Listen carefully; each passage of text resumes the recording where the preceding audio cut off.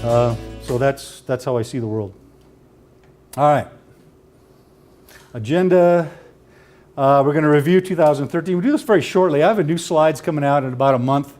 Once again, I go through compliance, all this kind of stuff. I do what's called a halftime report. If you guys send me an email, you're all invited to my halftime report. And it's just kind of where we're at, where we think we're going. Last year, best year since 1997, right? Up market was great. Hit buttons a little fast here. But there were some bubbles in there. And what were all these bubbles? Every single one of them was what? Federal government. Federal government's going to close down. They're going to lay off quantitative easing, blah, blah, blah, blah, blah, right? All this type of stuff. So markets go down, all that type of stuff takes place. We still move forward because the fundamentals of the market are very, very strong. I actually think that if the federal government got out and quit doing quantitative easing, we'd probably move higher faster. Forecasts last year, these are all the top forecasts last year. Pretty conservative. They figured the year would end at about 1562. The worst one was Adam Parker from Morgan Stanley, and the best one, I believe, was the gentleman from Bank of America. But they all were a little soft. But it's better to be soft than overly aggressive. What were the best sectors last year? Healthcare, industrials, and consumer discretionary. Very, very strong. Worst sectors, utilities, so on.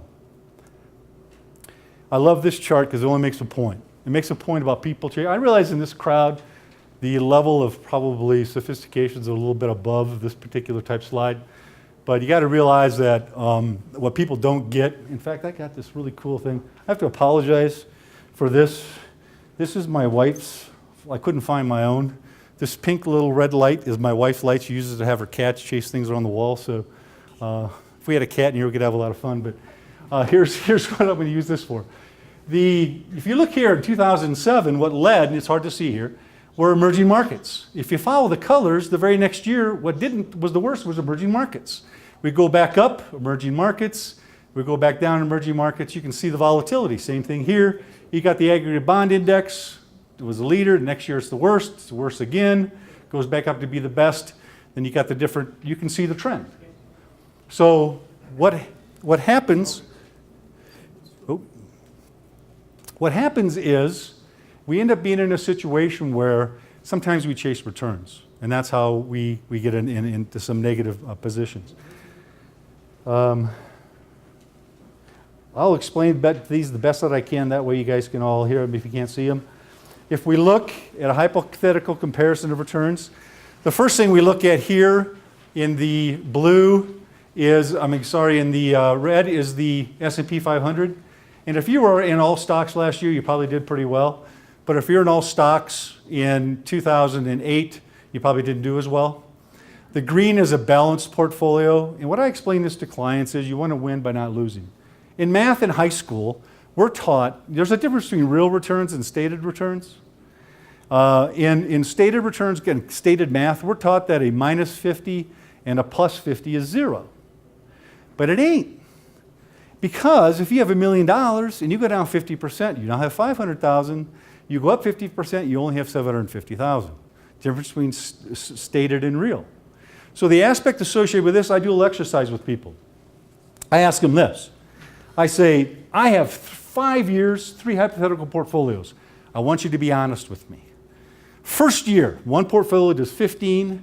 The next year, the next portfolio 2 does 10. Portfolio 3 does 7. Which one do you want? Well, 15. Of course you would. Well, who wouldn't?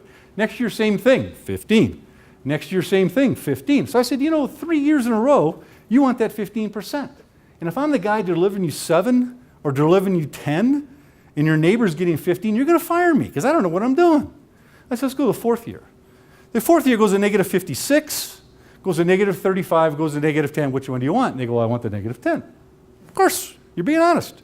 Fifth year, same thing, 15, 10, and 7. Which one do you want? I want 15. So 4 out of the 5 years, you want the 15%. I said, which one do you think has more money? It's the 7 and the 10. It's the consistency. It's the diversification. It's not getting beat. That's the key. Not having to dig out of a hole. It's 20% more, in case you're wondering. It's huge. And so we talk about what that means in allocation, what that means in diversification. Same thing. I gotta get my glasses. Boom, boom. All right. It's a sign I'm getting older. You need glasses to see things, and you have a lot more short pencils around because a short pencil is better than a short memory. So I write a lot of things down. I don't know why I'm not getting past that. It won't let me move beyond that page there. There we go. Now we move. We know what happened to the bond index, right? Last year, about June, the threat that the government was going to pull away quantitative easing. All of a sudden, the bond market gets crushed very quickly, right? It was one of those things that happened. I do think there's probably more risk for the level of return you're getting. There's always a risk return level. I do think there's probably higher than bonds than what it would be worth owning them. But that doesn't mean every bond is bad, and that's kind of a different level of discussion. Here's the Barclays Aggregate Bond Index. You can see how it fell off the roof last year. When interest rates, obviously there's a negative relationship between interest rates and bonds, and I think everybody in the room knows this. Here's what I really want to focus on. The forecast for federal funds target rate. They're really not forecasting an increase in rates until about 2015, later 2015. Why is that? Several reasons. One, we don't have any inflation. We want to have some inflation. Inflation is easier for the government to control than not. We're going to have inflation. It's going to come, but it's not here yet. It's not going to be 1980s inflation. Anybody know why we're not going to have hyperinflation like the 70s and 80s? There's one reason why. Anybody have the answer? Labor unions. In 1976 to 1980s, 46% of the U.S. private sector was labor union. When we got the higher energy prices and higher gas prices, they were on strike. In 1976 alone, there were 226 strikes. They had to pay. What's the old theory from Milton Friedman about inflation? More money chasing fewer goods and services. All this money the government's done in quantitative easing is not in the economy. It's in the banks. They go and you give $10,000 to Wells Fargo, they walk down, they go to the Fed window, they pay you nothing on it. They go to the Fed window, they borrow at something like 19 times leverage or whatever that is. They get like $190,000. What do they go buy? A 10-year U.S. Treasury. Thank you very much. At 2.6% today, they turn around, that's about, with leverage, about a 45% per year rate of return. No wonder they aren't borrowing any money to anybody. They don't have to. They're making a great deal. Why is the government doing that? Because they can't go to you and say, you know what, our banks are only at a 5% capitalization rate, we got to get them to 10. They can't do that because you're going to go, we want me to give them another $5 trillion? They're doing it without people knowing it. That's how it's happening. Eventually that money will leak into the economy, but it's not here yet. You'll know when it comes, and I'll get into that in a second, but it'll be a signal to you when inflation's coming. It's fairly simple. The way to look at this is this. People say, well, food and gas is going up. That's inflation. No, it's not. It's deflationary. Look at it. If you only have $100 and apples are $5 a piece, you can buy 20 apples. If apples go to $10 and you still only have $100, you can only buy 10 apples. You're not going to have inflation until you have real wages increase. We're not going to have real wages increase until unemployment is starting to catch up. Now, granted, the participation rate's a little soft, so it might kind of slow down and may even spike up a little bit when more people come back looking for jobs. And then until the unemployment turns into fixing the underemployment. And we're almost there, and I'll give you an example of that. But we're not there yet. Okay, this is interest rates and stocks. I love this one, because we're always told, oh my gosh, if they raise interest rates, they take away quantitative easing, the market's going to crash. No, it's not. Why fundamentally would they be able to do that? Fundamentally, they'll be able to do that because things are better. That means employment's better. That means real productivity is better. That means the numbers are looking better. What actually happens every time they raise interest rates? 1986, over 8 months, it went up 34% plus. 1988 went over 41% plus. 1999 went over 11% plus, and 2004 went over 37% plus, anywhere from 40 months to 8 months. They went up every single time. Not initially.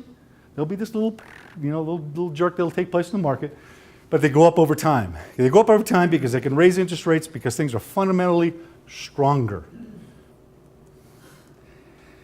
Okay, economies of the world. This is last year, U.S. about 1.6. China was 7.6, which is soft for China. Greece is a -3. I find some things interesting here. France, Germany barely had any economic growth at all. UK, barely any economic growth. I'll tell you what, watch out for Mexico. I was listening to Larry, the head of BlackRock, Larry, can't think of his name now, last name, anyway, Larry Fink. And what Larry said is, he said, we ought to be doing what Mexico's doing. We ought to be investing in infrastructure. You know what Mexico's doing? They're building out their infrastructure when money is really cheap.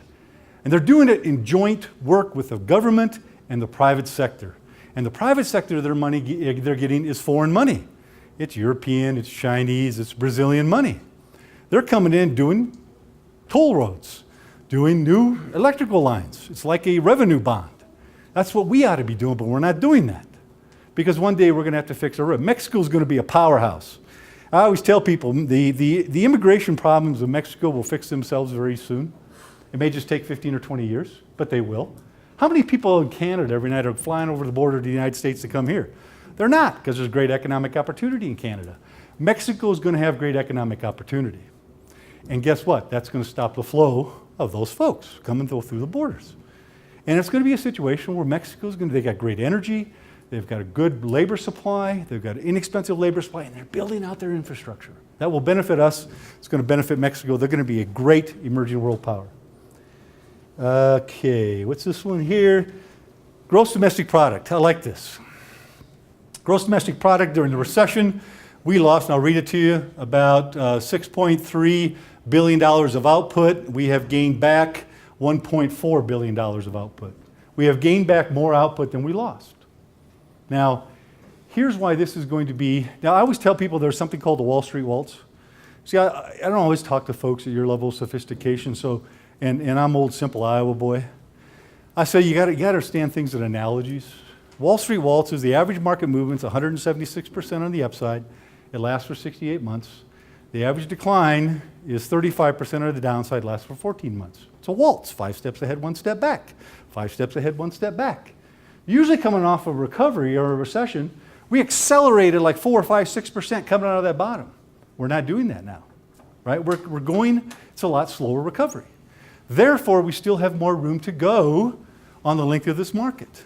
It's going to last longer than normal because it's been slower than normal. Now, take away the numbers from pre-1990, go 25 years. All economic cycles are lasting longer. I don't know if there's more government involvement, more stimulus, I don't know what it is. But they're all acting longer. So it's a situation where I think we're probably in about the 7th inning of this particular cycle and about the 3rd inning of the secular cycle. And I'll show you that too, why I think that too. Housing. Housing hasn't done much. It's improving. But it's a very small part of the overall picture. What this shows is home prices, how they're recovering. So the home prices are definitely recovering. This shows how in housing inventory, we only have about 1/3 of the homes we need. I had a client, $800,000 house, beautiful house. Called a realtor, put it in the market on Sunday, left for Mexico on Monday, had 2 full price offers on Tuesday. Sold his house. And they said, now what do? We got no place to move to. There's no inventory. Okay, it's a bit of an issue. So that kind of process is going to continue. But here's the key thing, the home affordability index. You guys remember those high interest rates, 1970s and 80s? Look at how expensive homes were as a comparison to what you earned. It was obnoxious. We're below the long-term trend line. Houses are very affordable. Eventually, all those Generation Y kids are not going to, they're not going to rent forever. They're going to gain confidence. They're going to move forward. They're going to start spending money when they're 35. They turn 35 in 2019. Prepared for 2019 going forward. There's going to be some interesting things taking place economically. Okay, this is employment. This is a great one. First of all, we had more higher unemployment in the 1980s than we did here. The numbers are calculated a little bit differently, so perhaps maybe we didn't. But in essence, we did. Here we had a situation where we had total private payrolls, the amount of jobs we lost, and we've gained about everything back now that we've lost.